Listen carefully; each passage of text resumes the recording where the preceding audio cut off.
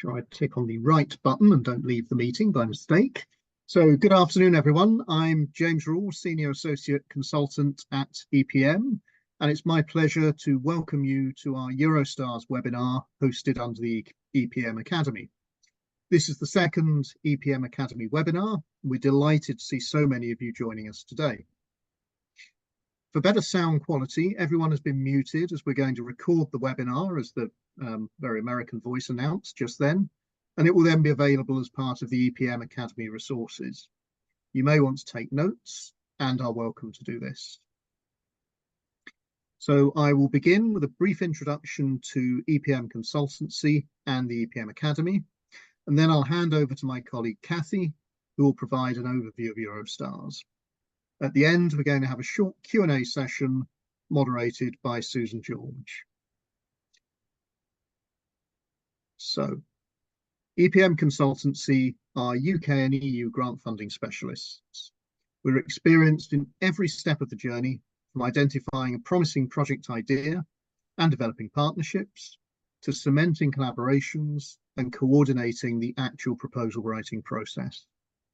Once funding is secured, we assist our clients with project management, reporting, and the evaluation of various funding streams. Additionally, we offer interim management services once a project is approved and the governance team is in place. This webinar is part of our EPM Academy, an innovative platform designed to help organisations navigate funding opportunities more effectively. I hope some of you have already visited our website. For those who have not, it can be found at academy.epmconsultancy.eu. Next slide, please. EPM has a fantastic team with a few of us here on the call today. We all bring different expertise and backgrounds to the table. My speciality lies in the clean tech sector, the green economy and net zero, and my background is in managing and evaluating UK and EU funding streams, including UK Shared Prosperity Fund. Some of my colleagues are experts in other sectors, such as life sciences and AI and digital. In the past 3 years alone, Kathy has helped raise, manage and evaluate approximately £50 million worth of funding. Collectively, our team's total is even higher, though we haven't calculated the exact amount. As evaluators, we're not only highly professional, but also friendly and accessible. Our international team allows us to work effectively across borders and cultures when needed. So why did we decide to launch the EPM Academy? If you've ever tried to secure grant funding on your own, you already know how complex the funding landscape can be. Each managing authority is organised differently for each fund, making it difficult to get a comprehensive overview. Moreover, there are often knowledge gaps across different sectors. Bidding requires a minimum level of technical knowledge, which can vary depending on the funding streams you're targeting. And lastly, it's a highly competitive process, and your bid needs to stand out to the assessors. Our objective with the EPM Academy is to help you to navigate these challenges and secure the grant funding you need for your project. So on the next slide, we're going to share a short video about the Academy. You'll see that we're not only a team of grant funding experts, but also pretty good actors. We filmed this video a few months ago in the south of France, where we have a satellite office. Our head office is located in Sussex. You can press play, Susan. Please. Perfect.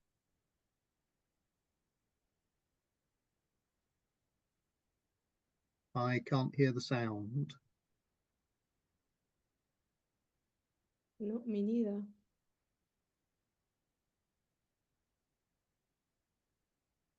Why is that? You may need to come off mute, Susan.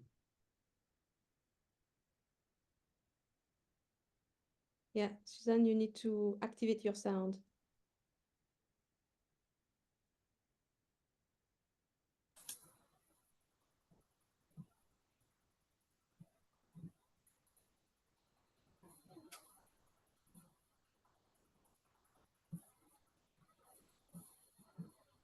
Mute. Right, we'll try again, folks. Sorry, I seem to have been muted.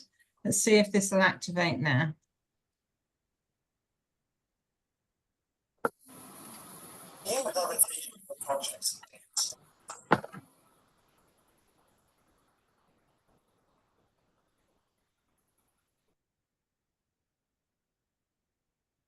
Still no sound at my end, I'm afraid. Apologies, I think we'll have to move on. Sorry. Oh, sorry. Oop, stop. Whoop. Let me move on. Did you try the link underneath, Susan? Okay, has that now moved on? It has. Good. Okay. The video is available on the EPM Academy website. I do recommend having a look at it. It's about 1.5 minutes, so it doesn't take too long to watch. Our EPM Academy site offers a variety of materials and resources. These include technical guides and fact-finding questionnaires, such as those on UK subsidy control. I'm sure many of you are familiar with this topic following Brexit, but what does it mean in practice when applying for a UK grant? Does it apply to your specific company? These are the sort of things that the EPM Academy can help you with. You'll also find industry-specific funding maps for both UK and EU funding. We've already covered 3 sectors: medtech, AI, and low carbon. 2 more sectors are in preparation. That's tourism and the creative industries and maritime. And additionally, you'll find expert guides on particular funds and free quizzes to test your understanding and identify any knowledge gaps. Here is a page extracted from our EU Green Funding Map, showcasing different categories of funds available to businesses for green skills. This includes specific funds, such as the EPMFRID and the LIFE programme, R&D funds under the Horizon Europe programme, and more general programmes like Interreg, which supports green projects in cross-border cooperation. The EPM Academy is unique in the market. We've consolidated the knowledge and experience of many experts in one place to help you to win grants. On the next slide, we have the content page for the Eurostars guide. Our guides are designed to provide a concise summary of each fund. If you're new to the grant funding process, it can take days to read through all the documentation and understand what the funders are looking for. Questions like, does this apply to me and does my project fit, can be pretty daunting. In this particular guide, you'll also learn the differences between Eureka and Eurostars and how UK companies can access these opportunities, as Kathy will describe. So once you have an idea of what you want to accomplish and have gathered some initial information from the resources available on our EPM Academy website, you can book a project scoping session with us. We also offer grant application reviews and can even handle the writing of a proposal for you and your consortium, providing tailored support services. In some cases, we can join partnerships to act as project managers for large consortia or lead specific work packages, such as evaluation or communication and dissemination of results. So that was a brief introduction to the EPM Academy, and I'm now delighted to hand over to EPM's director, Kathy Viome, who will give you an overview of Eurostars. Thank you very much, James, and good to see many familiar faces in the audience today. For those of you who don't know me, I'm not born in England. You probably guessed from my accent. I was born in a region very famous for red wine in the south of France, but I've spent the last 20 years based in England. I've worked also in Europe. And as James said, my personal success rate with grant funding is above 95%. So a lot of experience, which I'm delighted I'm going to share a little bit with you today. So next slide, please, Susan. So I'll be providing an overview of the Eurostars funding program. But before I dive into this, I'd like to ask if any of you have tried or have experience of Eurostars. If you want to use a chat and let us know, yes or no. Be good.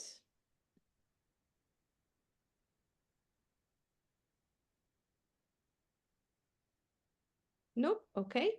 And second question, have you heard about Eurostars before receiving our invitation? Again, if you use a chat, yes or no?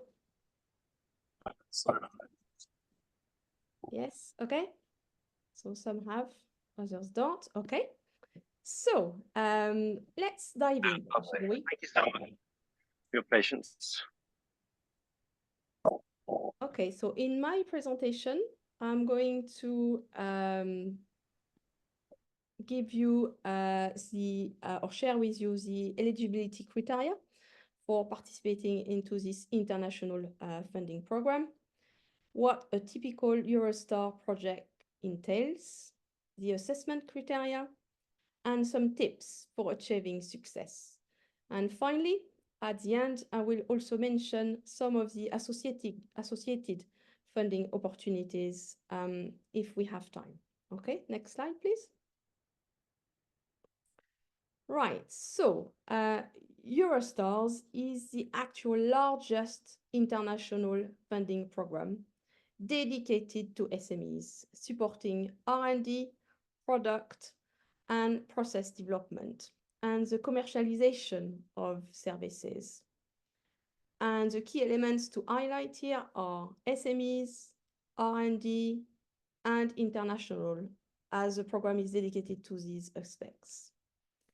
Eurostar is available in 37 countries worldwide, including the UK, which continues to participate despite Brexit. And there is a common misunderstanding, really, that Brexit has made UK entities ineligible for such funds, but this isn't true. Both Horizon Europe and Eurostars remain fully accessible to UK participants. And some of you may have had experience with Horizon Europe or its predecessor, Horizon 2020.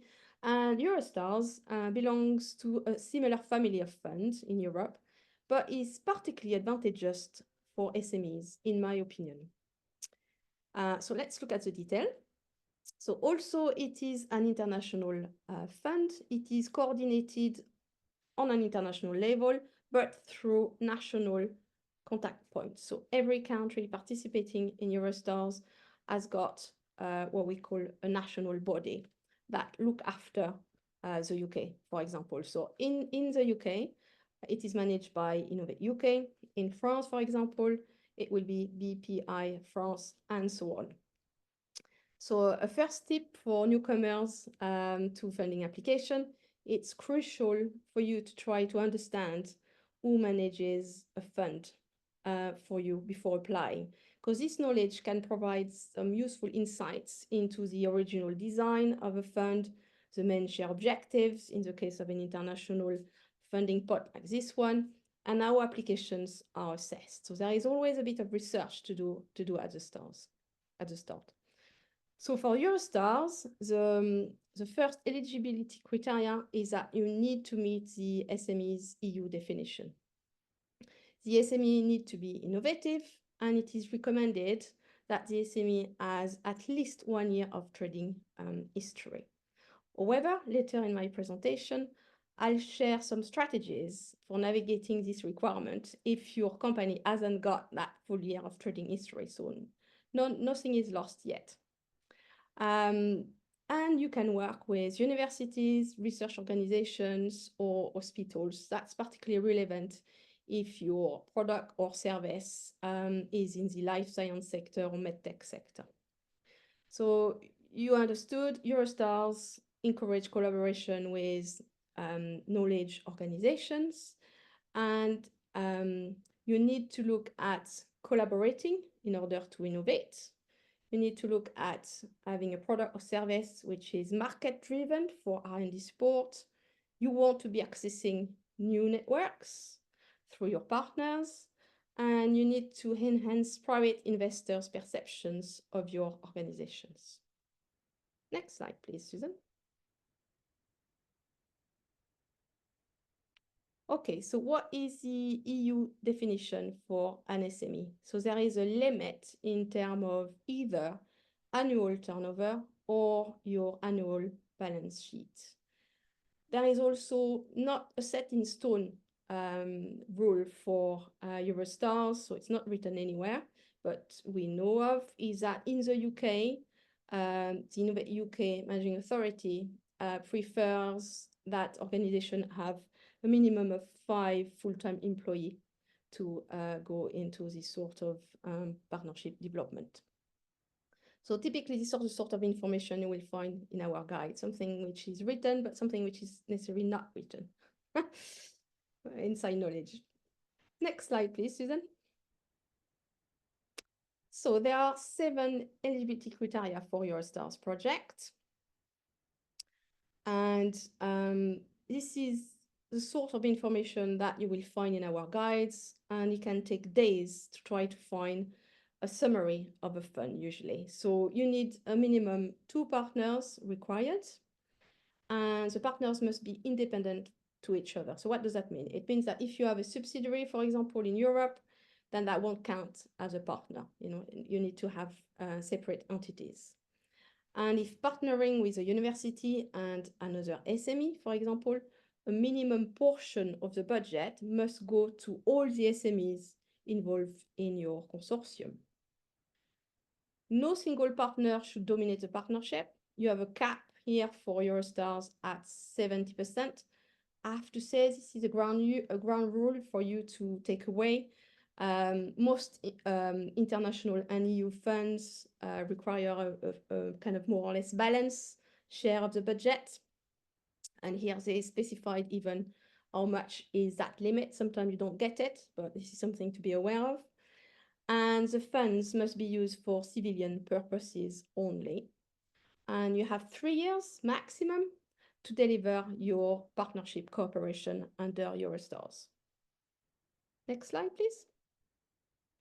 So for those of you with some experience in grant funding, you know really for a fact that there is often a difference between what the official guidance states and what the reality entails.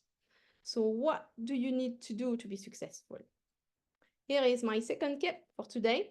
Always investigate what a typical project looks like when applying for a new fund.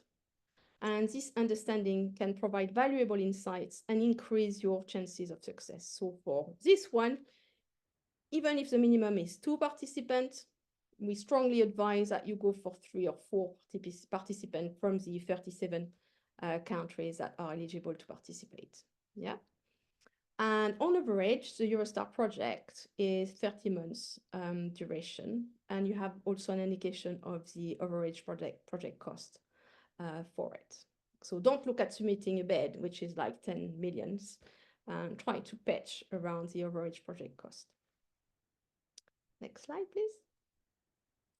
As I said in my introduction, the UK is fully eligible to participate in this funding pot. And as you understood, this is an international funding pot, but each country has got some flexibility on how they want to allocate their fund, because the rules of the game are the same, but the funding comes from each individual government. So each participating country manages the fund according to its own regulations and to its own budget as well, I have to say. Some countries have more money than others that they want to put under the Eurostar funding program. So this means there can be some differences and flexibility depending on the country involvement. For example, the rules in the UK might differ slightly from those in France or from Spain. Okay, you're following me so far? So here are the specific rules now for the UK. So this is for organizations based in the UK joining or leading a Eurostar application. So in our country, in England, only SMEs will receive the funding, okay? However, if you collaborate with a French university, for example, the French government has got more money, I guess. So they provide also some funding towards universities' participation and not only SMEs. So this means that you will need to check the specific eligibility of your partner countries. Okay, but these are the rules for the UK. So in the UK, SMEs will get the money.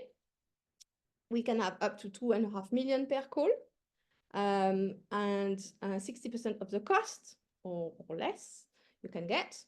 And we have a maximum cap at 20% of UK partner eligibility costs in terms of subcontracting. And the UK entity must have 12 months trading history at the point of submission of your application. And the overheads is capped or are capped at 25% of the labor costs, which is quite good actually. Okay, so next slide, please, Susan.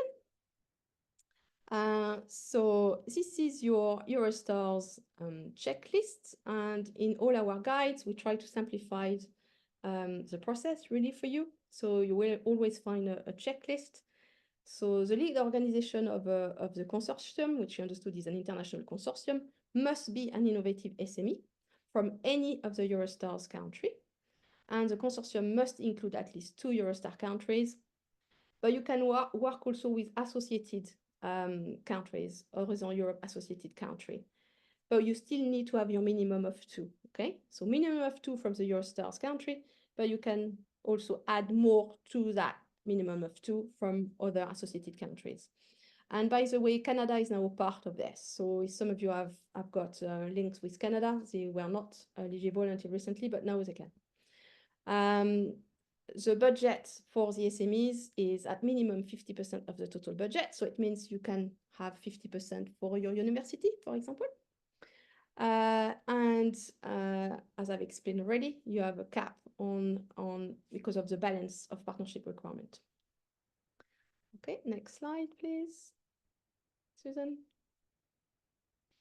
Okay, so assessment criteria. Again, we have summarized here for you the assessment criteria for Eurostars.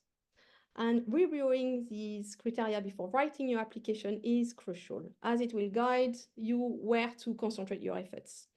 As highlighted, both the market here and the R&D aspects are particularly important. It is also always essential to consider the evaluation timeline and its impact on cash flow requirements. For these funds, as you can see in our nice little drawing, the evaluation period is relatively short, ranging from 4 to 7 months, which makes it a very attractive option if you are a small organization starting that journey. And in all our guides, you will find the assessment criteria and also some examples of projects previously approved. So next slide.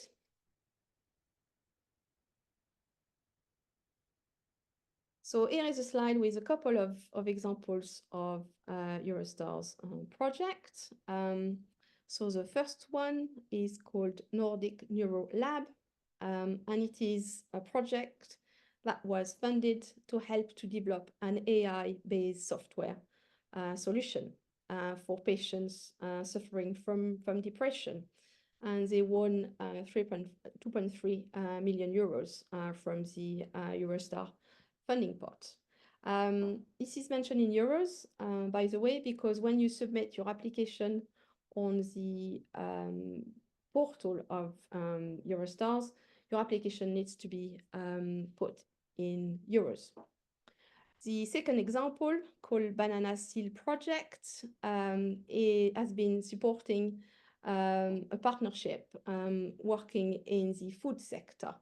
So, you know, there are different sectors that are being supported through Eurostars. Next slide, please. Okay, so this is another slide extracted from our guide, summarizing tips from us and from your experts, really. The first one really is you need to develop a convincing business case. Eurostar is much more about helping an SME to expand internationally, to progress in terms of R&D rather than a pure scientific grant, you know. And if I make a comparison with SBRI, and some of you may have been winning some of these grants, or Horizon Europe, which are very, very hard R&D type of funds, this one is much more like international expansion of the SMEs and helping you to do that while you are also raising your TRL levels by doing so. The second tip is about the eligibility of universities and public institutions, hospitals, and so on, and I've already covered that. So you need to check the rules and regulation of your partner countries. Still more people joining, okay. Hello, welcome for those of you who are just joining us. And the third tip is what to do if you haven't got the full year of trading history. So our advice here is to prepare a comprehensive business plan instead that you will submit with your application form. And finally, our guides also provide tips on how to optimize the use of space, because this is always a challenge. There is so much you want to say about your brilliant idea, brilliant company, and there is very specific questions that you have to respond to. And sometimes you don't know how to present your business case in the best light. So our advice here is actually to use the 10-page annex that is allowed under Eurostars, where you can include graphs, visuals, and even letters of support in your country, but in partners' countries as well, of course, because you are coordinating the application as a lead partner on behalf of all your partners. And the online application form is actually quite good. So it means everyone in your partnership can write into it. So it's a joint and collaborative effort to actually build your proposal. Next slide, please, Susan. Okay, so Eurostars is part of the Eureka funding family. Can you just use a chat now if you have heard about Eureka? Well, may more have heard about Eureka than Eurostars. Yes, no? I need to look at the chat. Yes, okay. So Eurostars is actually one of 6 funding opportunities under the Eureka programs. So today's topic was Eurostars, because this is the one which is the most accessible to SMEs. But I will mention another one that you may want to look into, especially if you are from a university, because the university, as we said, in England is not receiving funds through Eureka, but universities can access funding under the cluster element of Eureka. So a cluster is kind of a mini program which is run under the Eureka banner, and they have approved already 5 kind of main clusters that the UK takes part. There are some in electronics and so on. So if you are a university, I will encourage that you look under the cluster element of Eureka as opposed to Eurostars. But if you are an SME, you can either access the cluster or the Eurostar element. But Eurostar is probably your best bet if you're just starting. Okay, next slide, Susan. Okay, so what I really like also about Eurostars is that it is a fund that runs regular calls. So typically, twice a year, the Eurostar program will open calls, usually in spring and in the autumn. So the next call has just opened a couple of weeks ago and will be closing mid-September. This is in European times, you know, if you apply for it, don't forget that, because there is an hour difference between London and Belgium. And the fact that it is a fund with regular calls means that you can typically start a partnership development now. And if you realize that you haven't got enough time, you're not quite ready by September, you still have time to complete it until the next call comes around. So I will always advise our clients, especially when they are new and starting that funding journey, that try to look for those regular calls, because you won't waste your time. You start and you can work on it, and you can submit as and when your partnership is ready. Something which I haven't mentioned yet either is that, again, this is different from one country to the next. In England, you can even access some travel bursary through Innovate UK for you to attend potentially international events that are organized by the coordination of units across the world. And you can get some of your expenses paid by Innovate UK. But they will need to approve your initial concept, of course, because before you do that. So you can contact them, submit your expression of interest, and then they will kind of help you through that process and pay, if you're lucky, to attend and meet some lovely European and international partners, whatever the next event for Eurostar might be. So something for you to bear in mind. A difference, and again, you need to check the rules and regulation of the countries you are interested in participating with. Like in France, for example, the French government, BPI France office, they actually give some money out to consultants like us to actually work alongside a lead partner from that country. So there are different elements for you to look and check depending on your interest for a particular country worldwide. Next slide, Susan. Something else which is very important that you will find in our guide, if we know this, is a success rate. You know, at the end of the day, this has to be a commercial decision for you. What is my success rate, and chance of succeeding in this? So for Eurostars, this is actually quite high. 1 in 3 projects got approved. And that is for the UK, but it's very similar across the world.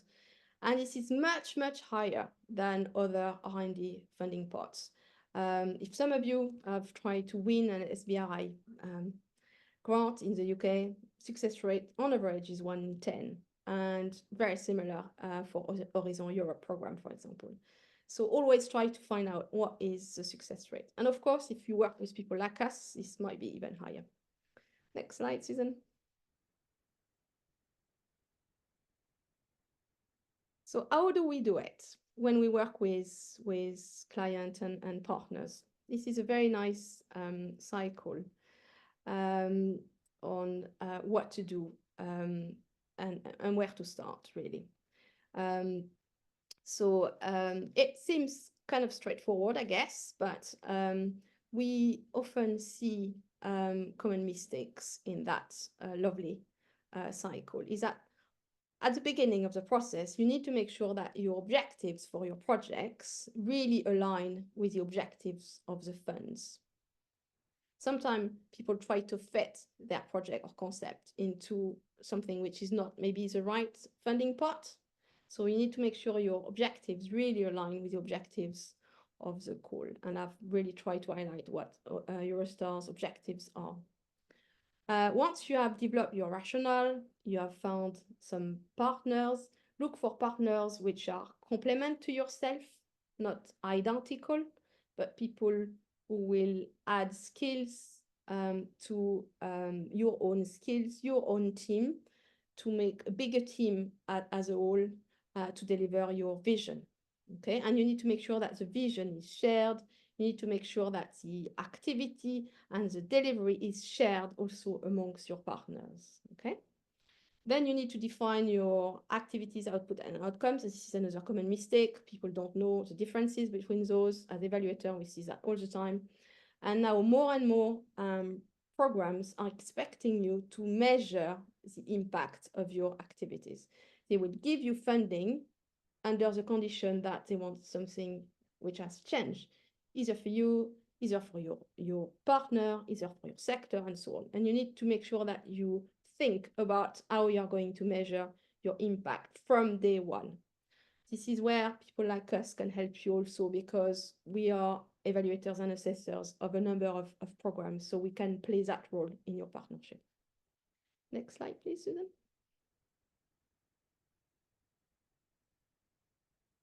This is a lovely kind of summary slide, I guess, on how we bring it together. And James designed that. So you can guess James has got a little son, I think he's 5 years old. So that's where the initial thought I think came from. But you need to think first about your market, where you want to go internationally. Bring the right partners around you that share a common vision with you. Divide the work between all your partners. Make sure that you measure your impact, and usually these are successful partnerships. Next slide.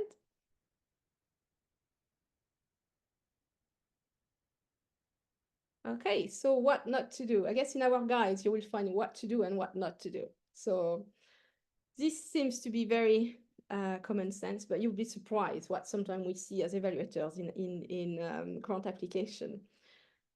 Really, you need to answer all the questions that are being asked. Sometimes we find applications where there is no answers at all. Another very important point is don't assume that the assessor or the evaluators of your projects will have the knowledge or expertise that you think is required to understand your project. Really assume nothing. For Eurostars, there are different assessors. You've got Eurostars specialists, but you also have your project being looked at from a funding and finances point of view, and the finance is looked at by the respective countries. So it would be Innovate UK funding expert that would be looking at your budget sheet. Okay, so you need to make sure that you appeal to both kind of international and also your local assessors. This is very important. And don't refuse to share information either. If they're asking you, I don't know, to share your business plan and you're not attaching it, then this is shooting yourself in the foot, okay? Next slide. So how can we help you? So if you decide to seek grant funding and want to work with us, how can we assess and assist you? Start with the EPM Academy, really. Access our free materials and purchase relevant guides or funding maps for your sectors. And it's very affordable option. It will only cost you a few pounds or euros, even if you're based in Europe. Will help you to maximize your chances and get started on that journey. Then you may want to book a project scoping session with us. This is where you are going to introduce your initial project idea to us, and we are going to help you to refine and fine-tune your approach with a particular funding part. This might be Eurostars, might be another one that we know might be more suitable. Once we have done that, you may think, oh, okay, I may want for Eurostars that fit my strategy, my company strategy, my development. Definitely, I think that's the right funding part. I need now to start engaging with international partners, and you may have some ideas about where you want to go. Maybe, I don't know, Europe, maybe overseas, outside of Europe, and you may want some help with that. So we can offer guidance on building partnerships. You have noticed with my accent that I wasn't born in England. I said in my introduction that I spent, despite spending 20 years here, I still have a very, very strong accent. But many of us speak multiple languages in the team. So we can help in some of these countries with your international negotiations if required.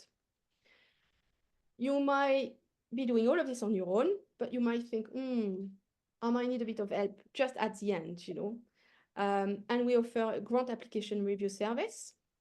So it means you have drafted your application, you're almost ready to submit, and you can come to us and we will review your application just before it goes in.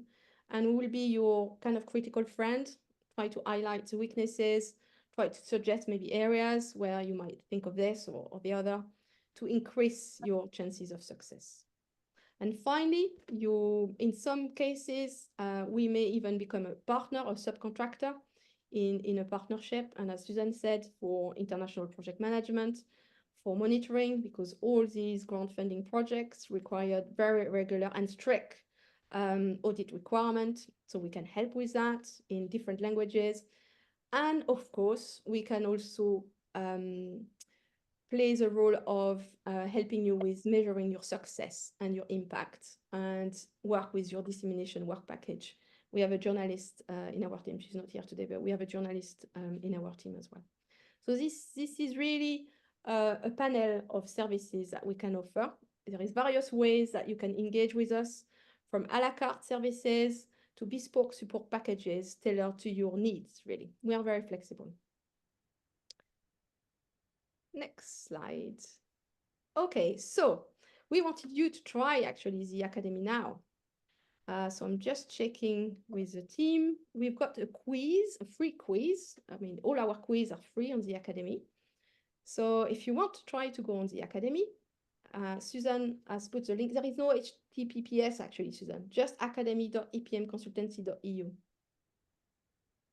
Yeah, just academy.epmconsultancy.eu. Did you manage? Yeah, to I've put that in the chat for everybody. Do you want me to go there now? Is everybody on it now? If you want to use the chat to say, yeah, try to look for the Eurostar quiz. This is on the rotating feature. Can you see the screen, Kathy? Is it showing you the homepage? No, no, it's just Oh, a okay. presentation. Yeah. I'll come out. Okay, so normally if you are on a quiz, it will ask you to register your address, your email address.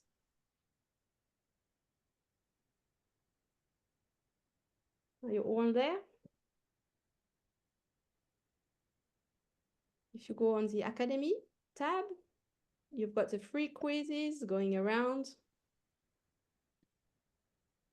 Can you see that? All the quizzes are there. So there are a lot of funding quiz you can try.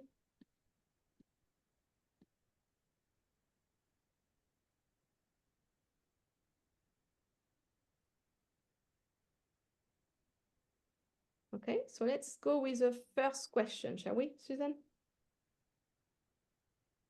So to lead a Eurostar project, do you need to be an SME, a university, or third sector? Okay. If you want to put your answer in or in the chat, for those of you who are not on the Academy, just put it in the chat. What do we think? An SME, a university, or a third sector? Anyone knows the answer? Yeah. Yeah, that's correct. You need to be an SME to lead a Eurostar project. Okay, second question. That was easy. How many countries are part of the Eurostar scheme? 15, 20, or 37? Again, if you're not online, just use the chat. How many countries can you work with? 37, yes, correct, yeah. So plenty to choose from in Europe and also outside of Europe. Question number 3. Eurostars support R&D projects with a high degree of technology challenges that creates innovative products, processes, or services for commercialization. Is it a yes or a no? Yes, yeah, indeed, it's very important, high degree of technology challenges. Yeah. Question number 4. Eurostars offers partners up to 500k euros for technology and product development. Is that true or false? This is a tricky question. Anyone got an idea? Anyone brave enough? This is false. You can go much higher than that. Yeah, much higher than that. As you have seen, the minimum average is 1.4 million, so it's much higher than that. Okay, next question. Eurostar funds SME up to 50–60% of the total project cost. Is it a yes or a no? Yes, yeah, absolutely. Yeah. And again, we have a different percentage depending on the country. Okay, so but minimum is 50%. Next question. What is the average success rate for a Eurostars application? And this is across Europe. Across the world, sorry, not only Europe, across the world. This is a Eurostar success rate altogether. So no, not 5, it's 29%. It's 1 in 3. Yeah, 1 in 3. So very good success rate. Question 7. To apply for Eurostars, a consortium must be made up of at least 2 entities that are independent from each other and must be led by innovative SMEs from a Eurostars country. Is it a yes or a no?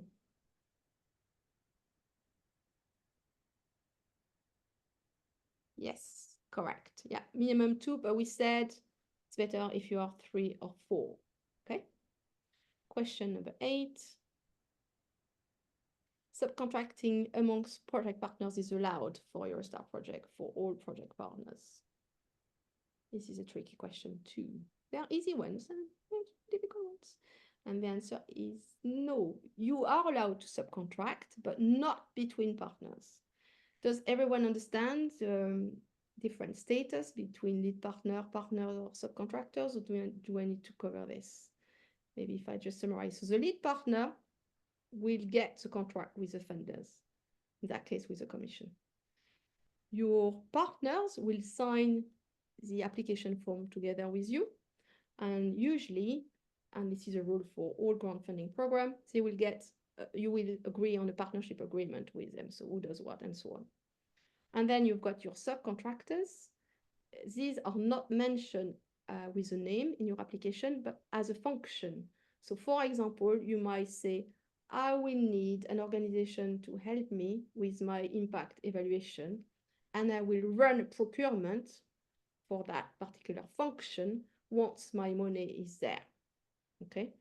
And then once you've got your money, then you will run a procurement following the guidance of the fund, and you can appoint your contractor.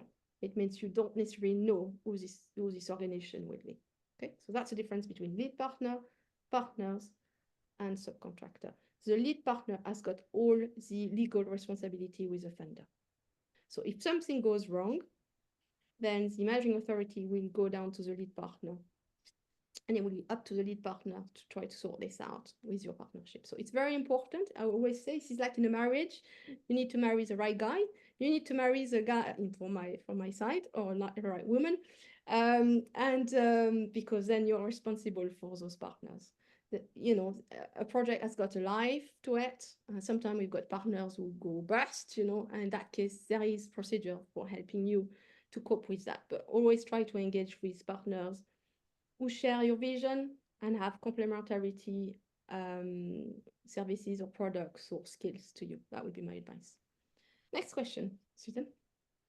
Question 9, to apply for Eurostar funding, you do not need to contact your national or regional funding body before registering the project on the Eurostars website. Is it a yes or a no? Any idea? No, okay. Well, no, you do. This was a tricky question. As I said, we have a national contact point in each of the participating Eurostar countries, and you need to make contact with your national organization, and so your partners as well. So if you have a partner in France, for example, you will need to ask your French partner to get in touch with their national funding body, because these guys ring-fence the budget. So they need to be aware of your application coming forward, so they know how much funding potentially will have to be ring-fenced for your project. Also in the UK, as I said, you can submit an expression of interest, and if you are successful, if they like your project idea, it doesn't mean your project will be accepted, you understand, because the acceptance comes from the international Eurostar body. So all the countries participating need to sign up to this. But you might be eligible to get the travel expenses cost paid to attend some of the Eurostar event, okay? So you need to contact your national funding body. And last question. Question 10, only SMEs can apply for funding. Large companies, research organizations, or universities cannot apply. This is a tricky question. What's the answer? Anyone want to have a guess? No, correct. Because you understood other type of organization can apply in different countries. So in the UK, only the SMEs would get funding, but you can work with other type of organization worldwide. Brilliant. I think that was my last question. I hope you enjoyed it. And next slide, Susan. Okay, so we are coming to the end now of the formal presentation. Once you have a play with our Academy website, you will see that there are several guides, several quizzes that you can try, very similar to the one we have just done together. If you see that you have gaps in your knowledge, you may want to purchase a guide. And because you attended our webinar today, we give you a gift voucher, and that's 60% off on all the Academy material for 1 week.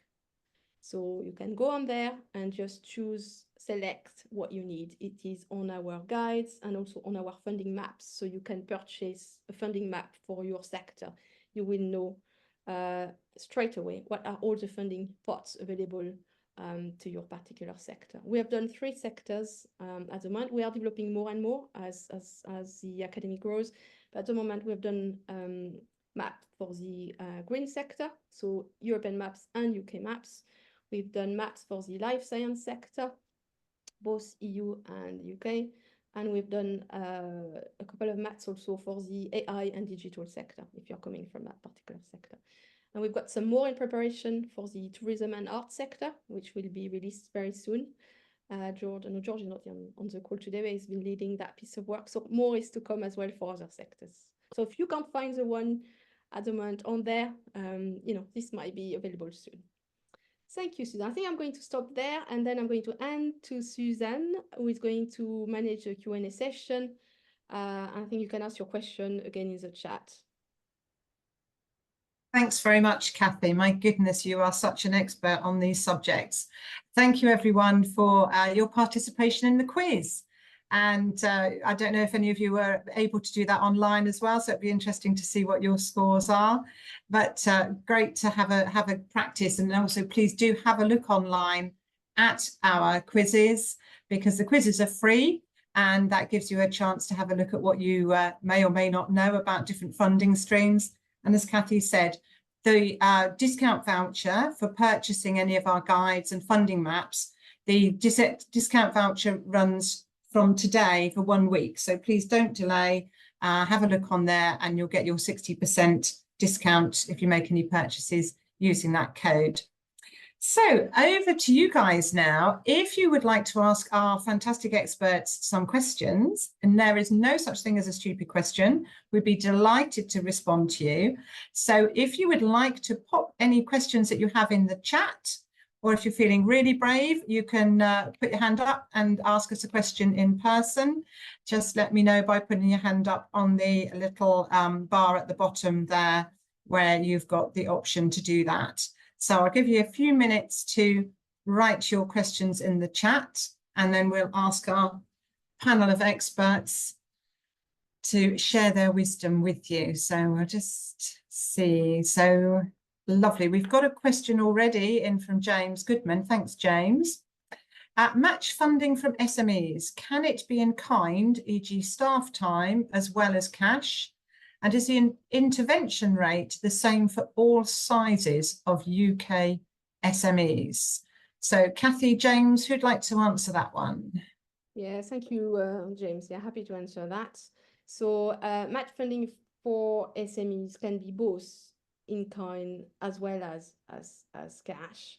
In all grant funding programs, for those of you who have been there, you know that timesheets are ever so important, and usually each funding pot has got their own templates that you need to follow.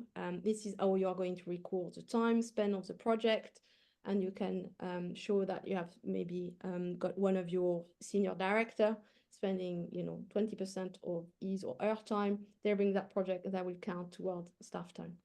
The intervention rate is an interesting question, James. Is actually slightly different in the UK. Innovate UK has given slightly different intervention rates depending on the size of the SME. So again, that would be checked when you submit your expression of interest to Innovate UK. Can I just check, Kathy, when we say intervention rate, is that the percentage that the match funding is? Yeah. Just to clarify that. Lovely. Thank you. Julie has asked us, thanks, Julie, can you give a couple of examples of successful projects? Yes, I mean, I've given a couple of examples in the presentation, and there are a wide range of sectors that are being funded for Eurostars. A lot of projects have been funded in the life sciences sector, especially during the pandemic and COVID. A lot of projects are being still funded in the electronics, IT sector, software, you know, all this area. And there are a number of clusters that are being set up on that score as well. The sustainable agenda is ever so important, as you know, on a European level and internationally. So anything that helps being more green, and there are many aspects of being green in terms of processes, new services, new products, whatever. This is a very big objective of this fund as well. Under the Eureka different strands, which I've just mentioned in my presentation, the consortium of the 37 countries have ring-fenced the right at that level to issue calls as and when needed. So if I give you an example, let's hope that's not the case, but if we would have had another pandemic, for example, and suddenly they will need SMEs to start developing something very specific to address that particular challenge that is affecting globally all these countries, and they will have that options to issue a specific call, and that will be under the network of Eureka that they will do that. They can do that across the 37 countries, but they could do that across certain countries.